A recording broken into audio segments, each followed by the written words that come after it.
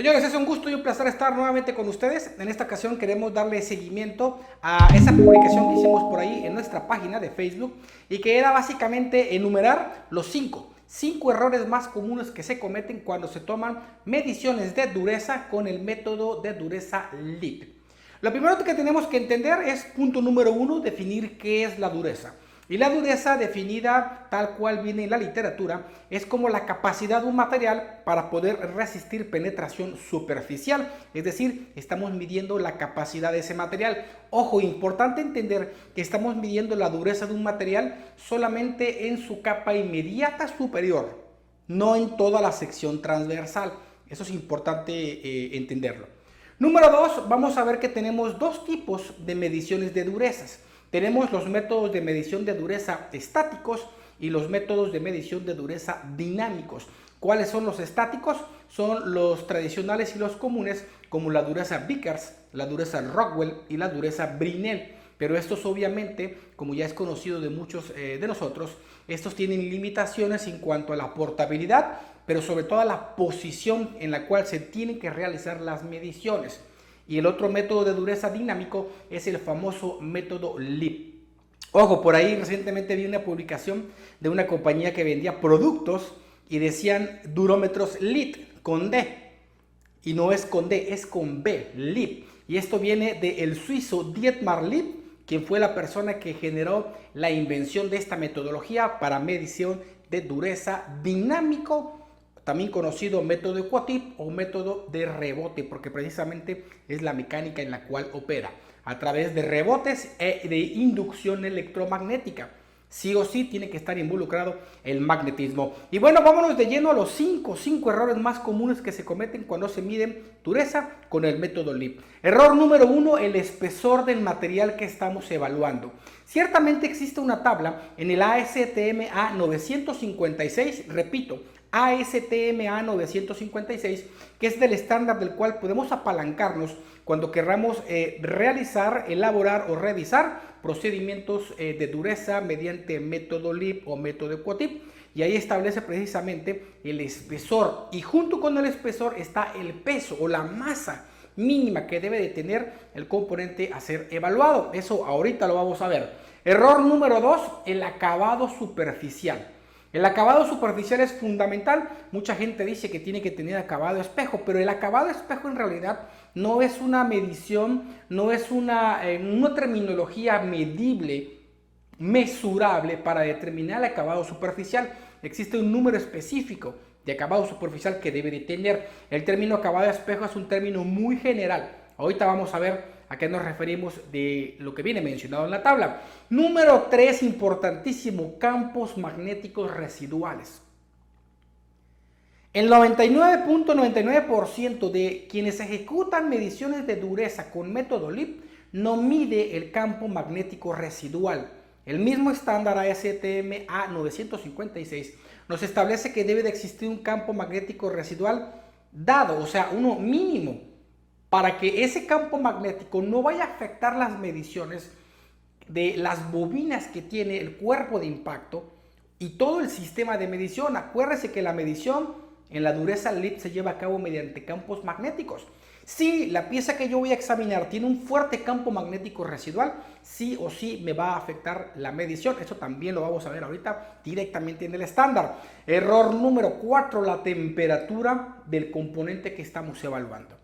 Acuérdense que a final de cuentas, cuando hablamos de campos magnéticos, hablamos de dureza, que es una propiedad mecánica, se va a ver afectada por la temperatura. La temperatura también es un punto y un foco de error. Y número 5, el tipo de cuerpo de impacto. Normalmente los equipos comerciales vienen con un cuerpo de impacto tipo D y quieren utilizar este cuerpo de impacto tipo D para todas las superficies, para todos los materiales, en todas las condiciones. Y ese es un craso error. Allí mismo en este estándar viene una tabla de los tipos de impacto y para qué tipo y grupo de materiales sirve y funciona. El hecho de que usemos un indentador o un cuerpo de impacto con una dureza mayor al material que estamos probando es por una razón. Es porque queremos que ésta sea capaz de rebotar en la superficie. Si usamos un cuerpo de impacto cuya dureza sea similar o menor al material que estamos evaluando, eso nos va a marcar una enorme fuente de error, además de que vamos a empezar a deformar la esfera del cuerpo de impacto. Vamos a ver entonces puntualmente, repito, espesor, acabado superficial, campos magnéticos residuales, temperatura y el tipo de cuerpo de impacto. Vamos a ver qué nos dice el A956 con respecto a estos puntos. Vamos a ver. Bien, tenemos por acá el ASTM A956, que es el método estándar para la prueba de dureza con método EquoTip, también llamado método LIP. Casualmente lo tenemos en español y eso va a ser más fácil no tanto la interpretación, sino el entendimiento general de las personas. De hecho, vamos por ahí abajo en la descripción de este mismo video a compartir este estándar. Y en el error número 1 que hablábamos acerca del espesor, dice el punto 6.2, espesor y peso. El espesor y peso de la pieza de prueba debe de considerarse durante la selección del tipo de dispositivo de impacto que será usado. Las siguientes recomendaciones ofrecen el espesor y pesos mínimos para la selección de dispositivos adecuados. Las piezas de prueba con un peso menor al mínimo o piezas de cualquier peso con espesor menor al mínimo requieren ser acopladas sobre una pieza rígida que sirva de soporte y que resista el impacto del dispositivo. Si no se provee el soporte adecuado a la pieza de prueba, los resultados de la prueba mostrarán un valor de dureza menor al real. Y por ejemplo, para cuerpos de impacto tipo D, supongamos que es el más común, requiere un peso mínimo de 5 kilogramos o de 1/8 de espesor. Así pues, para cuerpos de impacto tipo G, por ejemplo, requiere un peso mínimo de 15 kilos y de 3/8 de espesor. Preparación y acabado superficial. La superficie de prueba deberá de ser cuidadosamente preparada para evitar cualquier alteración de la dureza ocasionada por calentamiento durante el pulido o el maquinado. Todo tipo de pintura, escamas, sarro, poros o cualquier otro recubrimiento superficial debe de ser completamente removido. La superficie donde se realizará la prueba debe de ser lisa.